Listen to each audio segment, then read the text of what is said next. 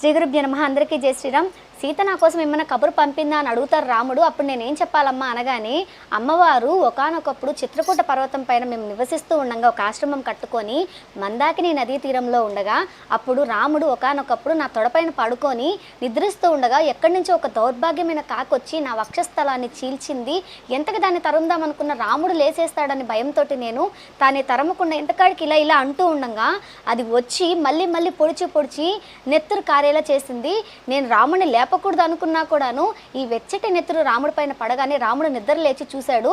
నా నుండి రక్తం కారడం చూసిన ఆ రాముడికి ఎంతో కోపం వచ్చేసి ఆ కాకి వైపు చూసి ఆ కాకిని చిన్న దర్భం చూపిస్తూ బ్రహ్మాస్త్రం మంత్రం చదివి దానిపైనకి విసరగానే ఆ కాకి ముల్లో కాలు తిరిగేసి వచ్చి బ్రహ్మ సలహా మేరకు రాముడిని శరణాగతి కోరగానే కరుణాస్వరూపుడైన రాముడు దాన్ని చూసి జాలిపడి, నేను మొత్తాన్ని వెనక్కి తీసుకోలేను కాబట్టి నీ శరీరంలో ఏదైనా అవయవాన్ని ఇమ్మని కోరగానే అది దాని కుడి కన్నుని ఇచ్చేసింది.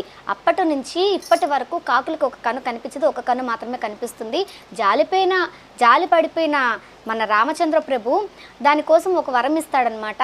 నువ్వు అటు చూస్తే అటువైపు మొత్తం కనిపిస్తుంది, ఇటు చూస్తే ఇటువైపు మొత్తం కనిపిస్తుంది అని వరం ఇచ్చాడు.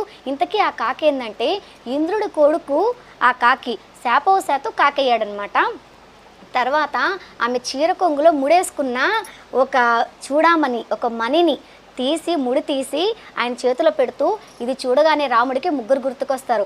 ఒకరు నేను, రెండు మా అమ్మ, మూడు మా మామగారైన దశరథ మహారాజు గారు అంటూ, నీకు ఇంకొక చిన్న మాట చెప్పాలి నాయన అంటూ ఒకానొకప్పుడు చెట్లకు నీళ్లు పడుతూ ఉండగా నా బొట్టు చెరిగిపోయింది.